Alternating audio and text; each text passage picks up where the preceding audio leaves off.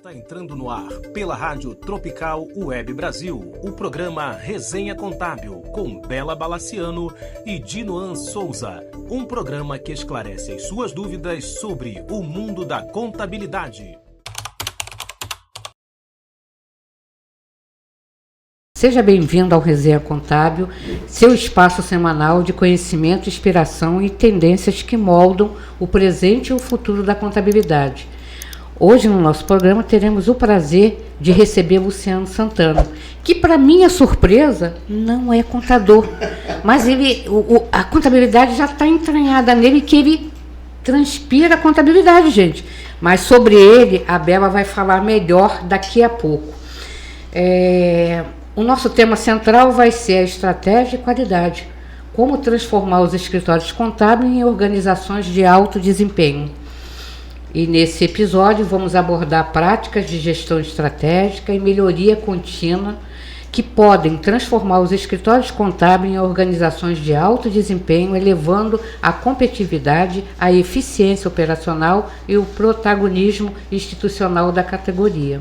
Bom, algumas informações rápidas, porque hoje o tema é bem precioso, então vamos falar rapidamente.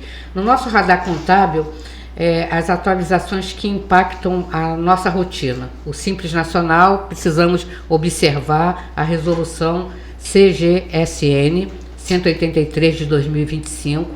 Nela está sendo abordada a integração entre os fiscos, União, Estado e Município, que atuarão de forma coordenada com o compartilhamento de dados.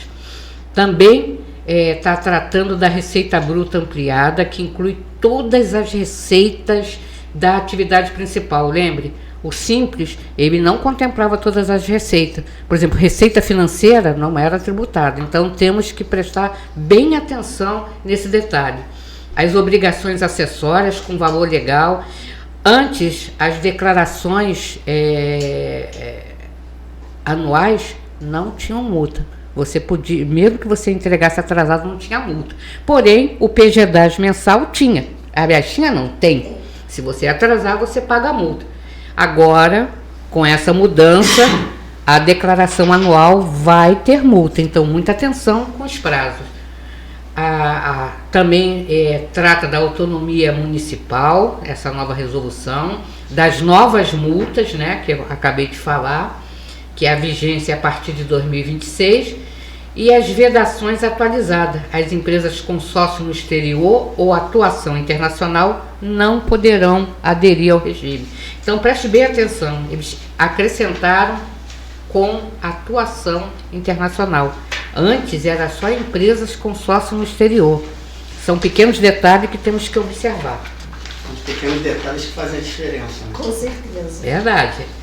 Bom, o E-Social também publicou a portaria 1131 de 2025, que também estabelece as multas, né? E elas vão ser retroativas a 2020. Então, preste bem atenção. Antes, falaram que as penalidades só iam receber orientação. E agora, com essa nova portaria, diz que a multa pode retroceder em 2020. Os escritórios devem tomar muito cuidado. Tem gente que está lendo essa portaria e não prestou atenção nisso. Então, e até vou dizer para você, quem me chamou a atenção para esse detalhe da multa ser retroativa foi o meu garoto do fiscal. Não foi nem o rapaz do departamento pessoal, foi o fiscal. Porque, né, eles se falam e tudo mais, ele foi ler, que ele fica lendo meus resumos, foi ler e falou, você prestou bem atenção aqui? Aí eu falei, não, ainda não li com detalhe. Quando eu fui ler, tá lá. Ela vai ser retroativa 2020. Então, pessoal, além disso, devem prestar atenção, porque é de modo que vão receber a comunicação dessas multas, tá? Sim. Então tem que ficar de olho, porque de repente passa esse eu acho que isso aqui é um tema que tanto o nosso CRC, como a nossa FENACOM, como o nosso SESCOM, o Sindiconto, todo mundo tem que ficar atento. Porque, às vezes, a gente lê e passa desapercebido. Cabe algum tipo de recurso para isso? Pois eu acredito que sim, porque desde o início disseram que, inicialmente, a gente só iria receber orientações. E agora, essa portaria diz que ela vai retroagir a 2020. Então, temos que ficar bem atento. A gente tem que ficar atento, porque a gente também não sabe se a gente vai receber comunicações para poder regularizar sem a multa ou se a gente vai receber com a multa. Então tem que ficar... são duas vertentes completamente diferentes. Principalmente para quem está sendo autuado. Entendeu? Às vezes parece que a gente está querendo fazer um terrorismo, mas não. É que a gente tem que prestar muita atenção. Principalmente a maneira como é escrito. O português, a gente tem que ler e saber interpretar o texto. Esse é um problema. E às vezes o texto ele te leva a uma dupla interpretação. Sim, não necessariamente, às vezes, o que você entendeu é o que ela vai entender. Pois é. Exatamente. E aí, no meio dessa confusão toda aí, que podem surgir, às vezes, autuações, não pelo caso de má fé ou de realmente o não cumprimento do que está na portaria, mas por uma falha de interpretação do que está escrito. Exatamente. Sim. Bom, a Receita Federal, como já é de conhecimento de muitos, ela divulgou a versão 7.1 do Perdecomp e ali ela está contemplando o programa Acredita Exportação. Então, quem tem esse programa, quem trabalha, tem cliente que trabalha, é bom baixar o manual também e prestar atenção, porque o manual ele está bem didático, entendeu? Ponto a ponto, até para tirar os erros que, quando a gente faz o Perdecomp, que o Perdecomp é um caos. Tem que ser feito com muito cuidado, às vezes até por 2 mãos, 4 mãos, porque ele é perigoso. É legal até divulgar onde é que tem o acesso a esse manual, porque tem muita gente que não sabe, né? Sim. Inclusive, a gente precisa reunir as entidades e fazer uma maneira tal que chegue até a Receita Federal, porque eu tenho, por exemplo, Perdecomp com mais de 5 anos que ainda continua em análise. É muito tempo. É muito tempo. Tá. Eu tive um caso desse, mas aí o meu cliente recorreu aos nossos amigos advogados e aí entrou com mandato e recebeu. Mas era por causa do valor. Ele estava analisado, estava tudo certo, mas não liberava por causa do valor, porque há 5 anos atrás foi 800 e poucos mil retido, então eles tinham que devolveram quase 2 milhões. Então, é muita coisa. E no meu caso, já reclamei até na ouvidoria e eles dizem que não pode fazer nada, porque se eles tirarem da onde está o meu Perdecomp e botar na frente, pode vir outro que vai ficar mais na frente. Então eles não garantem nada. Bom, a outra coisa também é a Receita Federal informa que o balanço da DITR, que é a Declaração Rural, né? Esse ano, com toda a divulgação que teve, tiveram um aumento de 110 mil em relação ao ano anterior. Então foi quase 6 milhões de declarações entregues, que para eles é um grande fato, né? Bom, eventos contábeis que vão acontecer em breve. A Conescap acontece semana que vem, do dia 22 ao dia 24 do 10. O Eneconte, que é um dos eventos mais importantes do SESCOM, vai acontecer no dia 10/11 de 2025, num lugar maravilhoso, Jardim Botânico. Foi o local aonde o nosso querido Vanderly gravou o seu último DVD, eu estava lá, antes do falecimento dele. Dias depois ele faleceu. Então, o local é lindo e esse ano o Eneconte está voltado para os profissionais de RH e departamento pessoal. Excelente a escolha, né? A gente fala que foi assim. São profissionais aí de renome, né? Com muita expertise dentro da área de departamento pessoal. Sem contar na presença do nosso Jefferson Dantas, que vai estar com a gente também. Ele esteve aqui. Ele é sensacional. Sim. Então, assim, os palestrantes acho que tem muito a agregar. Acho que vai ser um grande evento para a classe contábil e para a categoria aí de DP e de e eles mereciam. Né? A Geni também, da SCI também, que é a Geni Carla. A Geni Carla, que é a sumidade, né?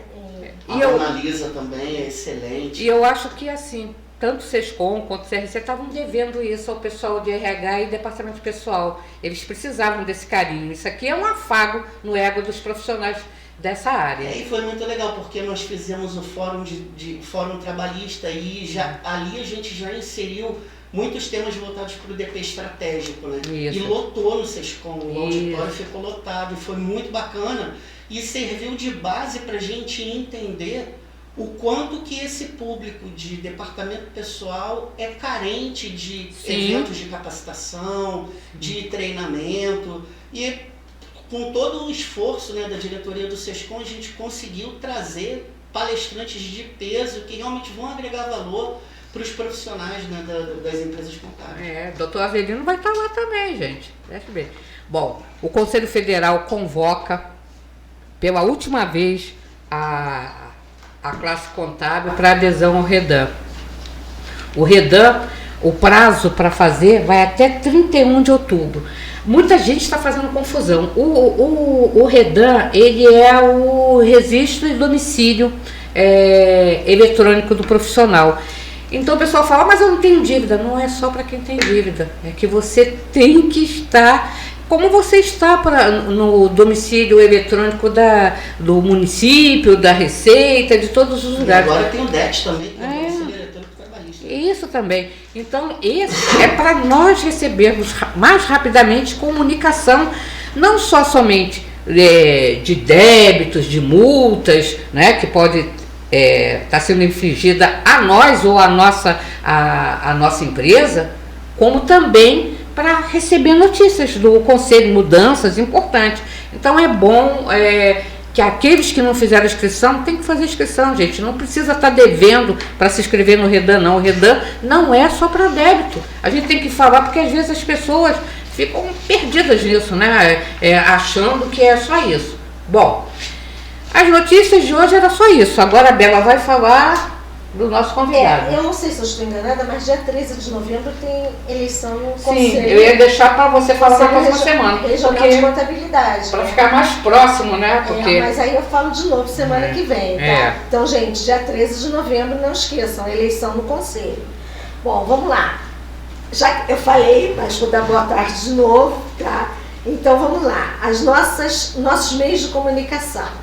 E-mail rc.resenhacontábil@gmail.com, WhatsApp 21 967 856879, o Zap da rádio 21 97 159 1211, nosso Instagram @PROGR Contábil 2025, nosso YouTube rc.resenhacontábil.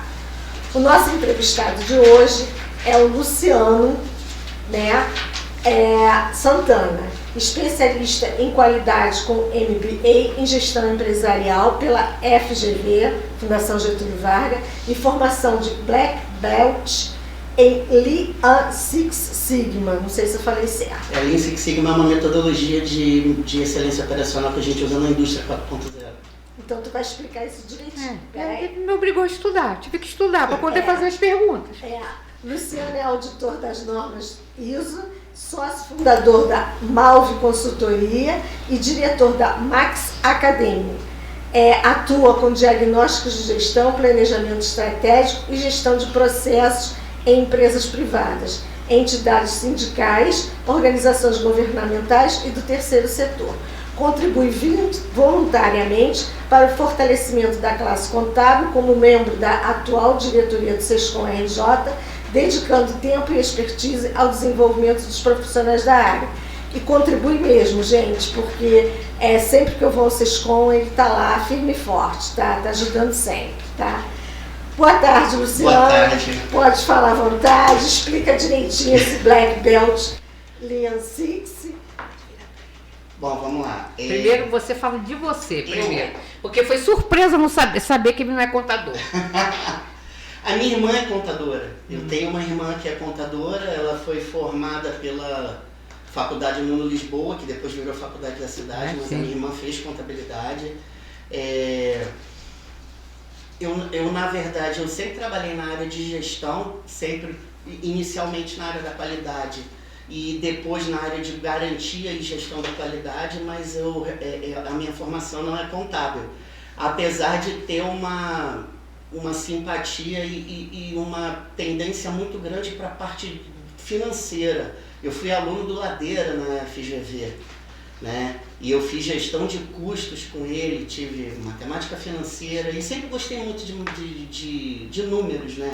Apesar de que, de tanto andar com contador, eu aprendi que a contabilidade não é uma ciência exata, é uma ciência social.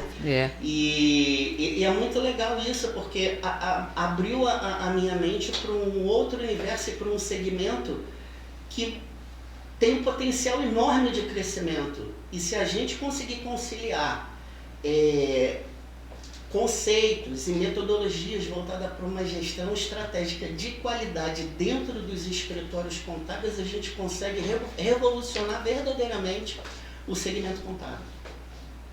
Então, eu acredito muito na questão da gestão estratégica e da qualidade como uma ferramenta de transformação para os escritórios, né?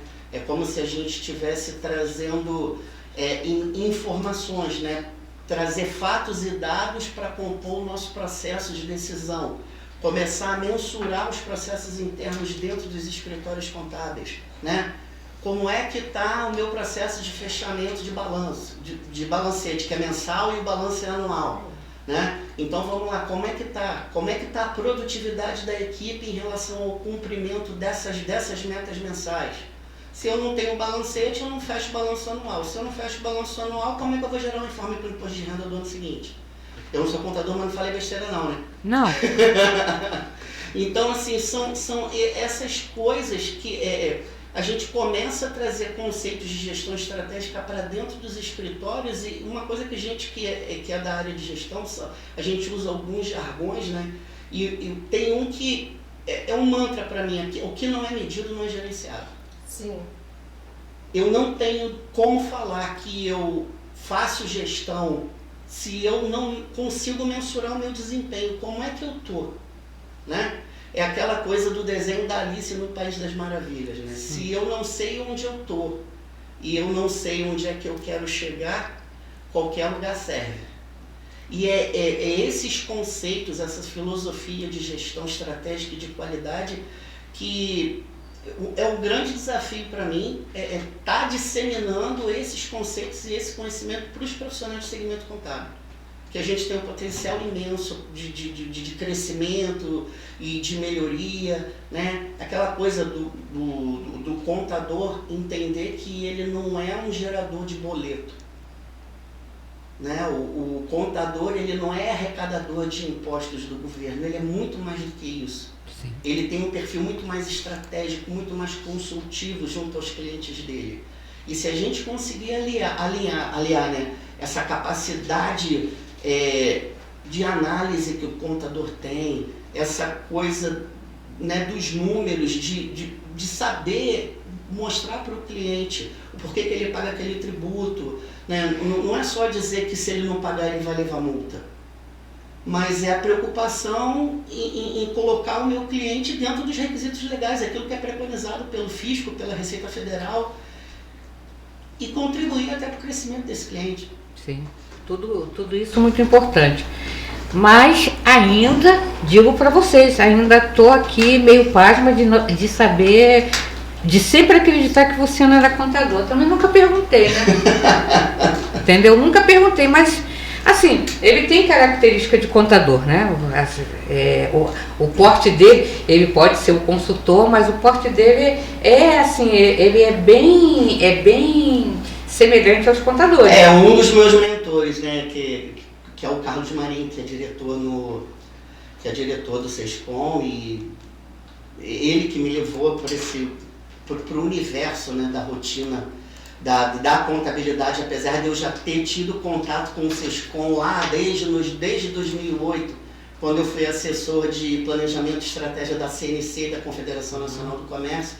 Eu tive a oportunidade de conhecer o Valdir Petrobon, que na época era presidente da FENACOM, um grande amigo meu, e o Guilherme Tostes também, né, que foi presidente do SESCOM e hoje é o vice-presidente da Regional Sudeste da FENACOM. Sim. São amigos assim de longa data. Eu já tinha contato com o sistema FENACOM, mas eu só vim entender a rotina do escritório contábil quando eu comecei a trabalhar lá com o Carlos e com a Daniela Marinho. né, Daniele, né, uma grande mentora também e conselheira lá no CRC, eu só fui entender como é que era a rotina de um escritório contábil quando eu fui trabalhar com eles. E realmente, assim, as pessoas não têm noção, né, da responsabilidade que é ser contador. Sim. Né, desempenhar, né, o exercício da profissão de contador é um desafio muito grande. Sim, é verdade. Aí eu te pergunto, quais são os principais erros que os escritórios contábeis cometem ao tentar implementar a gestão estratégica? Bom, vamos lá. A gente começa pela cultura organizacional dos escritórios de contabilidade, né? A gente não consegue falar de gestão estratégica sem falar de termos uma cultura implementada. O colaborador que está lá, não, o cliente é muito importante, mas o nosso colaborador que está dentro do escritório, ele é tão importante quanto o cliente, porque quem atende o cliente é o colaborador. Esse colaborador, quando ele entra para a empresa, ele sabe o que pode e o que não pode? Ele sabe o que é permitido e o que não é permitido? Ele sabe o que a empresa tolera e o que ela não tolera em termos de valores e em termos de cultura? Então, isso é a primeira coisa. Segunda coisa, não se tem uma cultura de processo, né? Aquela coisa de se criar padrões de trabalho. Tem que fazer a análise, fechar meu balanço, fechar os balancetes, fechar meu balanço anual, e aí todo mês eu vou mandar a DRE para o meu cliente. Cada um faz de um jeito. Não existe um padrão, uma rotina. Etapa 1, faça isso. Etapa 2, faça aquilo. Etapa 3, faça aquilo. Outra coisa muito importante, checagem. Cheque o item tal, cheque o item A, o item B, o item C. Não se tem essa cultura dentro dos escritórios contábeis. Eu mesma digo para você, eu comecei a ter com a entrada do SPED. Que aí eu fui obrigada a checar, porque na hora dos fechamentos ficava aquela maluquice, porque o sistema do governo cheio de maluquice, e aí ele apresentava um resultado totalmente adverso. Então tinha que acompanhar mês a mês, para quando chegasse lá na finalização do SPED, tá batendo exatamente seu retrato daquilo que eu queria informar. Aí, por exemplo, né, quando a gente fala de BPMN, que é o Business Process Management, que é o mapeamento do processo de negócio, a gente estava lá na empresa fazendo o mapeamento dos fluxos de legalização. Cara, se eu preciso de pelo menos 3 folhas A3 emendada com durex uma na outra, se eu for abrir o fluxo de abertura de empresa aqui na mesa. É muito grande, né? Quais são os processos dentro do lado fiscal? Quais são as declarações que eu tenho que entregar por mês? PGDAS, PERDECOMP e tantas outras, né? Como é que eu me coloco como um profissional de nível estratégico com um perfil consultivo para o meu cliente na hora que eu entrego uma DRE para ele? Qual é o parecer que eu coloco? Ele está... aquela análise que a gente faz, né? Do CMV, da margem de lucro, né? A análise de depreciação dos bens que ele tem. Como é que a gente entrega uma DRE para o cliente? Não adianta a gente entregar uma tabela de DRE para o cliente, porque ele não vai entender. E aí é aquela coisa da gente ir além do que a gente realmente tem que entregar, né? Criar um diferencial competitivo com base numa gestão estratégica, numa cultura de processo, de padrão de trabalho e de medição de resultado, e levar isso para o cliente, fazer o cliente enxergar. Um dos pontos é que você tem que conhecer o negócio do seu cliente, para que você possa preparar esses relatórios da melhor forma possível para ele, entendeu? Uma coisa é você preparar para o fisco, outra coisa é o que você tem que levar para ele. Ele tem que entender, por causa do mercado dele, tudo. É a mesma coisa, vamos supor, quando a gente vai ao consultório médico. Imagina se o médico chega para a gente para passar para a gente um diagnóstico, ou um possível prognóstico, um tratamento, e ele começar a usar um monte de termo técnico e científico que o paciente, que é leigo, que está lá, não entende. Ele vai sair mais assustado do que quando ele chegou. Verdade. Você vai sair morto. E o empresário que às vezes está com o contador, que não tem o tato de transformar a linguagem e os jargões da contabilidade de uma forma que o empresário entenda, ele vai achar que ele quebrou antes mesmo dele tentar salvar a empresa dele. E aí a gente passa por uma série de questões, né? Emite nota ou não emite nota, paga ou não paga, emite a guia do boleto lá para fazer o recolhimento do imposto, o cara não paga, aí eu pergunto, você cobra recálculo ou não cobra? Tem escritório que cobra, tem escritório que não cobra, mas depende do valor do honorário. Outra questão, a gente ainda passa por essa questão da precificação dos serviços, né? Porque na realidade a gente tem, eu sempre falo isso, Samir Rafael sabe que eu falo sempre para ele, o nosso mercado ele está muito prostituído. Por quê? Eu de nós digo para você, Luciano, para me cuidar da sua empresa, da sua sociedade, do seu negócio, eu vou lhe cobrar X reais. Não, de novo, muito caro, o fulano ali me cobra X menos 2. Então, por quê? Porque o fulano, ele não vai, de um modo geral, ele não vai entregar tudo aquilo que ele precisa entregar, entendeu? Você pega vários colegas, né? Não você, porque você não é contador, agora você já sei que você não é contador, mas vários colegas pegam empresas que não têm uma linha escriturada. É feito tudo na base da adivinhação, ou o que quer. Uma vez eu recebi no meu escritório uma empresa, aí falei assim, gente, cadê isso, cadê aquilo? Não, eu digo para o contador quanto eu faturo no mês. Mas cadê as notas? Eu tenho que lançar, eu tenho que fazer. Nossa, mas não precisa. Eu faturei X, eu só quero só a guia para manter regular. Eu falei, então não é comigo. Eu só tenho um CRC, gente. E tem uma família, tem um monte de boca lá em casa para sustentar. É uma coisa que eu aprendi, né, com esse período que eu estou lá com o Carlos. Contador tem fé pública. Contador responde, né, com seus bens pessoais. Isso aí. Ele dá um carimbo lá e ele assina. É isso aí. Né? É igual aquela coisa, né, do farmacêutico que é responsável técnico numa farmácia, vai lá só para assinar e não está lá. Se bater a vigilância sanitária ou o Conselho Regional de Farmácia na farmácia e não tiver um farmacêutico, é multa na hora. Multa na hora. O contador vai preso como qualquer outra pessoa. Qualquer escândalo que a gente vê aí de empresa, de desvio de dinheiro, quem é que vai? São os sócios e o contador. O contador vai junto. Por quê? Porque para não dar tempo de alterar nada. Ele já pega todo mundo junto, não tem conversa, não tem para onde correr. Exatamente. E aí, é o que eu já falei aqui na rádio e vou continuar falando. Eu fico muito chateada quando eu escuto uma reportagem que diz assim, porque a contabilidade do tráfico. Me desculpe, mas esse termo, a gente tem que lutar para que eles parem de falar esse tipo de coisa. Porque ali é uma forma pejorativa, isso denigre até a imagem da classe, né? Sim. Denigre a imagem daquele que é correto, daquele que chega para o cliente e fala, o senhor é obrigado a emitir nota. O senhor é obrigado a emitir nota.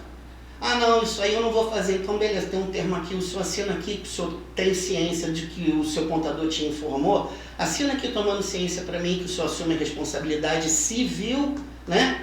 E criminal. E criminal sobre o que o senhor não está querendo seguir a orientação que eu estou te dando. Assina aqui para mim.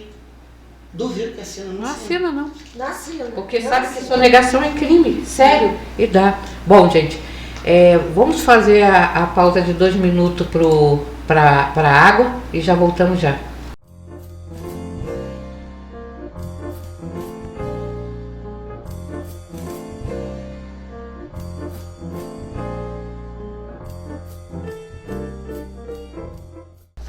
Bom, voltando da água e da conversa fiada, voltamos para o nosso tema. Bom, eu ia perguntar para ele o início da carreira dele, o que motivou ele a escolher a área de qualidade e gestão estratégica. Olha, eu tinha um gerente na Coca-Cola. Eu comecei a trabalhar com 18 anos na Coca-Cola, né? Na verdade, eu sou químico de formação, eu sou químico e biólogo e quase farmacêutico. E eu tinha um gerente que ele falava: meu filho, nada é tão bom que não possa ser melhorado, e nada é tão ruim que não possa piorar. Tudo vai depender da excelência com que a gente entrega aquilo que a gente tem que entregar. E esse negócio ficou na minha cabeça, né?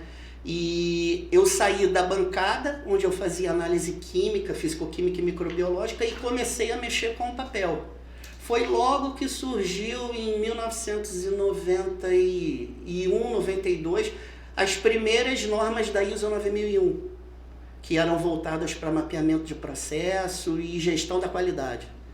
E aí eu comecei a ser pinçado da bancada, né, como a gente falava, para começar a trabalhar com a parte de gestão da qualidade, e comecei a fazer parte do comitê interno de qualidade na Coca-Cola, e fazer as auditorias internas. Aí eu saí da Coca-Cola, fui para a Brahma, saí da Brahma, peguei todo o processo de fusão da Ambev, fui para a Mate Leão, depois fui para a indústria farmacêutica, cheguei a morar fora do Brasil um tempo, morei na Dinamarca 1 ano, e na empresa que fabrica aquelas canetas emagrecedoras, e na época ela era líder mundial em fabricação de insulina, e comecei a prestar consultoria, comecei a ser chamado para dar palestra, e comecei a fazer auditoria, e quando eu via, eu estava prestando consultoria e prestando serviço. E aí eu acabei caindo dentro da CNC, saindo dessa parte de gestão e indo para a área sindical, né? Foram 10 anos na CNC, né, quase como assessor, e depois prestando serviço para as federações e para os sindicatos ligados à área de comércio de bens, serviços e turismo. E foi aí que eu conheci o Guilherme, que eu conheci o Valdir. Mas essa coisa da gestão de excelência, né, da melhoria, né, daquela coisa de que nada é tão bom que a gente não possa melhorar, né? E outra coisa que eu já falei aqui, o que não é medido não é gerenciado, né? A partir do momento que a gente começa a colocar metas, né, definir objetivos, saber onde eu estou e saber onde é que eu quero chegar, as coisas começam a andar, né? A gente começa mas por que não deu certo? Né? A minha meta era perder 6 quilos em 3 meses. Por que eu perdi? Por que eu não perdi? Quanto eu perdi? O que eu vou fazer para perder peso? Eu vou fazer musculação, eu vou fazer natação, eu vou andar de bicicleta, eu vou correr. Quantas vezes por semana? Com que frequência? De manhã, de tarde ou de noite? Eu começo a desenhar aqui uma coisa que na gestão a gente chama de plano de ação. E dá para levar isso para dentro do universo da contabilidade, né? Quanto eu quero crescer? Como é que está a produtividade da minha equipe dentro do meu escritório contábil, né? Como é que estão as minhas entregas? Quantos balancetes eu fechei? Quantas DREs eu analisei no mês, né? Os impostos estão em dia? A emissão de guias e impostos está em dia? DP, folha de pagamento. As folhas estão fechadas, né? Teve férias, não teve férias? E aí a gente começa a medir a produtividade dos escritórios contábeis. Lógico que isso pautado por um planejamento estratégico, que é a grande bússola para as organizações, que vão dizer para mim quais são os meus objetivos, quais são as minhas metas e o que eu vou fazer para atingir essas metas. E aí eu tenho meta de curto, de médio e de longo prazo. Como é que está a rotatividade de cliente dentro do meu escritório? Como é que está a minha taxa de inadimplência, né? Como é que está o meu turnover de colaborador? Está alto ou está baixo? Esse turnover de colaborador, ele está influenciando na rotatividade de cliente que eu tenho? Aquilo que eu falei no início, né? A minha equipe atende o meu cliente. Se a minha equipe não está motivada, não está treinada, se ela não sabe o que ela tem que fazer, como fazer, quando fazer e por que fazer, como é que ela vai atender bem esse cara aqui? Nunca, né? E é essa comunhão. Então, é todo esse desafio voltado para a gestão estratégica que me impulsionou a estar nessa área, porque a gente pode aplicar isso em qualquer lugar. Às vezes eu escuto, não, mas isso aí é coisa para a indústria. Ah, não, isso aí é coisa para empresa grande. Nenhuma empresa nasceu grande, né? Não, nenhuma nasceu. E você explicando, a gente consegue visualizar que é uma estratégia que, lógico, não só pode ser usada na contabilidade, como você falou, em indústrias ou em qualquer tipo de empresa. Cada uma vai receber o que é adequado a ela, mas... Eu posso ter os processos mapeados dentro de um botequim. Isso. Como é que eu faço sanduíche de mortadela, quanto eu boto de manteiga, quanto tempo o pão fica na chapa, quantas colheres eu uso para fazer o meu café. Verdade. A coisa do 5S, que é uma metodologia japonesa que a gente usa para fazer organização e otimização de ativos dentro das empresas. A gente aplica 5S em casa. A gente não tem dentro da gaveta da cozinha aquele negócio que a gente separa colher, garfo, faca, talher grande, talher pequeno, não é isso? Isso. As pessoas que já têm essa coisa da organização incutida, né? Às vezes bota até uma etiquetinha, o que eu tenho nessa gaveta aqui, o que eu tenho na gaveta de baixo. Verdade. E por aí vai. São exemplos simples e práticos, mas se eu for levar para dentro do mundo corporativo e do mundo empresarial, é a mesma coisa. Na verdade, são exemplos simples, práticos, que a gente vive nisso o tempo todo, né? Não só dentro dos escritórios, 24 horas por dia, mas se você pensar bem, até na nossa vida mesmo, né? A gente tem que ter tudo bem organizado, tudo bem estratégico, tudo, porque senão a gente não consegue. Se eu pegar a metodologia de como elaborar e implementar o planejamento estratégico dentro de uma empresa e eu trazer essa metodologia para a minha vida pessoal, eu consigo dizer o que eu quero para mim dentro da perspectiva de aprendizado e crescimento, dentro da perspectiva de processos internos, dentro da perspectiva do cliente, dentro da perspectiva financeira. Eu consigo criar um mapa estratégico meu, pessoal. Sim. Quem nunca se planejou para trocar de carro, para fazer uma faculdade, para fazer uma viagem? Né? Quem nunca juntou dinheiro? Sim. Quanto tempo eu tenho que juntar 50, 100 reais por mês para no final do ano eu poder trocar de carro ou fazer uma viagem bacana? Não sei. Não, é o caso daquela família, por exemplo, que tem filhos, que está juntando dinheiro para o filho fazer faculdade, né? É a mesma coisa, tudo isso... São conceitos que a gente já usa no dia a dia, meio que na intuição, mas que se a gente seguir a metodologia, sem querer pular etapa, né? Fazer a coisa como está preconizado lá nos livros, né? Como quando os grandes mestres da gestão e da administração, Philip Kotler, né? O próprio... deixa eu pegar outro aqui. Tem o Philip Kotler, a gente tem o Deming, né? Ishikawa, que criou o diagrama de espinha de peixe. Você pega aí o modelo de Ford, modelo de produção em série, primeiro veículo produzido em série, né? Quando a gente saiu da fabricação artesanal de carro para ir para a produção em série. É o Fordismo. Né? Se eu for pegar o modelo Toyota de produção, Luciano, mas produzir um carro não é a mesma coisa que produzir uma DRE. Será que não é?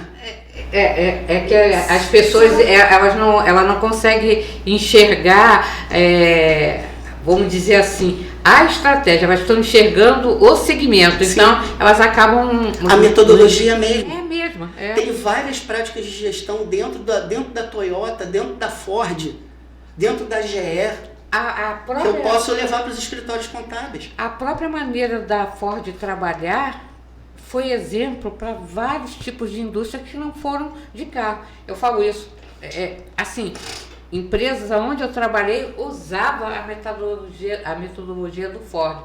E uma das coisas que eles mais usavam era a questão de como tratar os erros, né? Como se deve ser tratado os erros. O método, para ele ser eficaz, ele tem que ser replicável.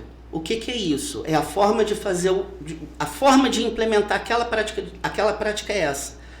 Independente do segmento, se o método for comprovadamente replicável e efetivo, a gente consegue implementar. E aí tem aquela questão da cultura organizacional, né? É a quebra do paradigma, né? A síndrome da Gabriela. Eu nasci assim, eu vivi assim, eu vou morrer assim, sempre fiz assim. Vocês estão falando da Ford. Eu, no final de semana, eu estava vendo no History Channel uma entrevista que eles estavam contando da história da Ford. E estavam falando que tem funcionários na Ford que têm 65 anos de Ford e não querem sair, não querem parar de trabalhar. Se sair, morre. Se sair, morre. Tem outros que geração que está na terceira geração da família trabalhando na Ford. E assim vai por muitos. Eles não, a maior parte dos funcionários antigos da Ford não querem sair. Eles mesmos falam. A nossa produção, a nossa organização é muito bem feita dentro da Ford, que nós não vamos saber viver em outra empresa, em outra indústria. Bom, tem uma pergunta aqui, mas eu acho que de tudo que você falou, acaba que ela está meio que respondida. Como é que a cultura da qualidade pode ser incorporada no dia a dia dos escritórios contábeis? Porque Isso aí é um grande dilema, tá? Porque o processo de mudança de cultura organizacional, primeiro que a resistência ao novo, a resistência a novas metodologias e a novas tecnologias, a resistência àquilo que eu não conheço, isso é normal de ser humano. Eu tenho receio de lidar com uma coisa que eu não conheço, né? Poxa, como é que vai ser? Ó, a gente está às vésperas aí da reforma tributária. Tem gente que chora e tem gente que vende lenço. Eu quero vender lenço. Se vai ter gente chorando, vai ter gente para comprar lenço, não vai? Sim. E como é que o empresário do segmento contábil está enxergando a reforma tributária? A gente já pegou os clientes, né, que a gente tem dentro do nosso escritório. Vamos supor que eu crie requisitos para categorizar os meus clientes. Cliente ouro, prata e bronze. Estou falando aqui uma forma bem simples, tá? Como é que eu vou tratar esse cliente ouro? Quem é o cliente ouro? É por faturamento? É aquele cliente que me dá um bom custo-benefício? O que é isso? É aquele cara que operacionalmente não me dá tanto trabalho, mas me paga um honorário legal? Pô, mas eu tenho aquele cliente no meu escritório que me paga um honorário pequenininho e a operação dele me dá uma dor de cabeça danada, o cara não me manda extrato, o cara manda eu botar um funcionário liga para mim dizendo que na sexta-feira, 4 horas da tarde, que ele quer botar um funcionário de férias na segunda. Como é que você faz? A folha já está fechada, vai ter que reabrir a folha, reabrir ponto. Como é que faz? E ele vai receber a multa, porque agora o E-Social é caguete. Pois é, e aí como é que as mudanças vêm acontecendo, né? Tem a própria questão do DET aí, que é o domicílio eletrônico trabalhista, o cara vai ser autuado por lá. Então, essa questão da cultura organizacional, a cultura ela tem que vir num efeito cascata.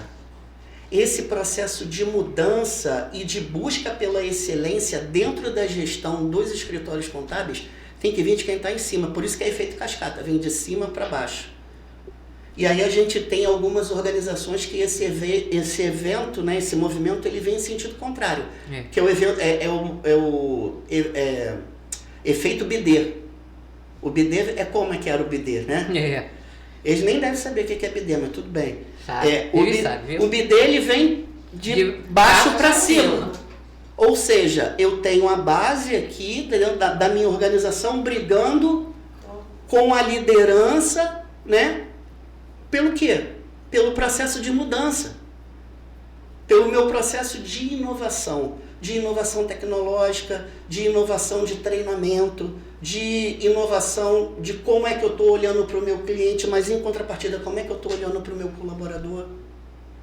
Então, esse é o maior desafio de se ter um modelo de gestão estratégica, é sensibilizar as lideranças, sensibilizar os empresários, os donos de escritórios contábeis de que essa mudança ela é fundamental para a sobrevivência da categoria, principalmente agora com o advento da reforma tributária. Sim. Quer falar ou fala? Não, pode falar. Bom, perguntas que fizeram, né? Aqui, essa. Que ferramentas simples podem ser adotadas para iniciar um processo de melhoria contínua? Esse tema de ferramenta é um tema que a gente está assim, sempre na discussão. Há pouco tempo lá no SESCOM com o Samir, eu falei, Samir, o grande problema do do empresário contábil, seja ele pequenininho ou seja ele grande, é saber o que melhor lhe atende. Muitas das vezes o contador acaba adquirindo uma ferramenta porque disseram que é boa ou que atende tudo e no dia a dia ele descobre, ou ele descobre que não consegue usar nem um terço daquilo que a ferramenta tem para oferecer, ou que ela não serve para o tipo de negócio dele, para ele como pessoa, para trabalhar. E aí, você me falou, Edna, é por isso que a gente está aí com essa parceria com o pessoal de TI e tudo mais. Ok. Aí eu falei para ele, tá, mas ainda não saiu do papel. O contador continua, por falta de conhecimento técnico em tecnologia, continua investindo mal. Vou dar um exemplo. A DDS Contabilidade, que por acaso eu sou sócia dela, já fez vários investimentos em tecnologia que o dinheiro saiu daqui e foi direto para o ralo. Por quê? Não se adequava, ela não conseguia contemplar todas as necessidades. Muitas ferramentas se voltam muito para prestação de serviço. Aí se você tiver um cliente que tem um leque muito grande, tipo serviço, indústria, comércio, de vários tipos, varejista e atacadista, porque uma mesma empresa ela pode ser varejista e pode ser atacadista, importação, exportação, trabalhar para o governo, além de dar os hardware, dar o treinamento também para usar, ser responsável pelo software, ter também o mecanismo de segurança para esses equipamentos e tudo mais, que tem várias operações, goza de vários benefícios e as ferramentas não conseguem contemplar. Então, talvez seja impossível, não sei. Mas nos falta aquele caminho, sabe, Luciana? Aquele caminho. Qual é melhor? Como que a gente faz esse estudo? Porque para nós contadores fica aquela interrogação. Como saber escolher? Vamos lá. Quando a gente fala de ferramenta de gestão, eu não necessariamente estou falando de uma ferramenta de tecnologia. Uma ferramenta básica do processo de gestão de melhoria contínua se chama ciclo do PDCA. Né? O que é isso? É um ciclo que ele não para de rodar, ele é um ciclo de melhoria contínua. Então, como é que é isso? Primeiro eu planejo, depois eu executo conforme eu planejei, depois eu faço a checagem se aquilo que eu executei saiu conforme eu planejei, e aí eu tomo a ação de quê? Padronizar o que deu certo e reavaliar o que deu errado. Ok. Depois, planejo de novo, executo de novo, checo de novo, padronizo o que deu certo e reavalio o que deu errado. Esse ciclo ele não para nunca de girar. Isso é uma ferramenta de melhoria contínua. E aí, quando a gente traz essa filosofia para dentro do mercado brasileiro, né? Qual é a falha do empresário brasileiro aí? Ele acha que planejamento é perda de tempo e quer partir logo para a execução. Sim. E aí ele planeja mal. Quando ele planeja mal, ele executa mal, porque ele não dimensionou da forma correta os recursos que ele ia utilizar, quantas pessoas ele iria precisar para implementar aquele processo de mudança ou aquela ferramenta, né? Ele não fez uma previsão orçamentária, né? Poxa, será que se eu adquirir essa ferramenta de TI aqui, isso está previsto dentro do meu orçamento? Em contrapartida, ele executa, sai implementando tudo, mas ele não checa. Previsto versus realizado. Se eu for trazer para dentro do universo contrário, ou do universo contábil, se eu for falar de budget, que é o plano orçamentário, né? O Ladeira vai saber falar disso melhor do que eu quando estiver aqui, mas previsto e realizado. Está dentro do orçamento? Não está dentro do orçamento? Que impacto que isso vai ter? E aí eu não tomo ação, eu não padronizo aquilo que... Pô, se deu certo, aquilo tem que ser padrão. McDonald's. Um Big Mac que você come aqui é o mesmo que você come nos Estados Unidos. A única diferença é o quê? O tamanho do sanduíche. Mas é o mesmo pão, é a mesma carne, é o mesmo molho. Coca-Cola. É a mesma que você toma aqui, é a mesma que você toma na Índia, é a mesma que você toma na Indonésia, é a mesma que você toma na Austrália. Coca-Cola é Coca-Cola. Por quê? Padrão. Aí você imagina eu dentro de um escritório, cada um fechando o balancete de um jeito, cada um analisando o balanço de um jeito, e cada um interpretando os itens que compõem uma DRE de um jeito. Eu sou o executor, você é minha supervisora. Eu atendo X clientes na minha carteira, né? E todo mês eu mando DRE para aquele cliente, eu mando uma análise de balanço e análise de balancete. Mas eu fico doente, eu morro, eu tiro férias. E aí o João vai me render. Quem me garante que o João vai fazer da mesma forma que eu faço para entregar esse relatório ou esse parecer? Se não houver o padrão, o processo, ele não vai fazer. Ele vai fazer do jeito dele. Exatamente. E vai bagunçar a sua casa. Exatamente. Ah, Luciano, mas aí eu estou engessando. Não é questão de engessar. A partir do momento que eu entendo que aquele processo pode ser otimizado, pode ser feito de uma outra forma, ou surgiu uma nova ferramenta de tecnologia que vai reduzir aquele processo de 4 horas para 1 hora, eu não vou usar? Eu vou pegar aquele procedimento, vou revisar, vou dizer onde ele foi alterado, gero um novo documento, aquele padrão que era a versão 00 passa a ser a versão 01, e aí o que eu faço? Tomei a ação de padronizar o que está dando certo. Eu vou chamar a minha equipe, vou treinar a minha equipe nesse novo padrão de trabalho. Disponibilizo o padrão para todo mundo vai ter ciência de que a partir daquele momento aquela atividade tem que ser feita daquela forma. Bom, nosso programa é muito curtinho, então a gente está chegando no final. Então esses minutinhos que faltam para terminar é seu, para você falar. Porque o seu assunto foi, como eu falei no início, é um assunto precioso, é um assunto muito vasto. Não é tema para 1 hora de programa. Infelizmente, eu fiz o trabalho de casa um pouco deficiente. Né? Fez não. Um pouco deficiente, porque, primeiro, eu desconhecia que o Luciano não era contador. De novo. Não, é um ponto importante, desconhecia, entendeu? E aí eu descubro que ele é um profissional de uma matéria super importante para qualquer área, não só contábil, mas para qualquer área, entendeu? Qualidade é importante. E que tivéssemos a oportunidade de ter uma orientação para os novos, né? Talvez, eu não sei, até mesmo para nós mais antigos, mas eu acho que os novos iam aproveitar bastante essa sua dinâmica, esse seu pensamento e melhorar a qualidade dos processos. E até mesmo a cada dia que tanto os empresários como os órgãos públicos, enfim, toda a sociedade conseguisse entender o valor e a importância do trabalho contábil e a nossa responsabilidade junto com eles, entendeu? Muito falar, contador é solidário, mas a pessoa não conhece, desconhece.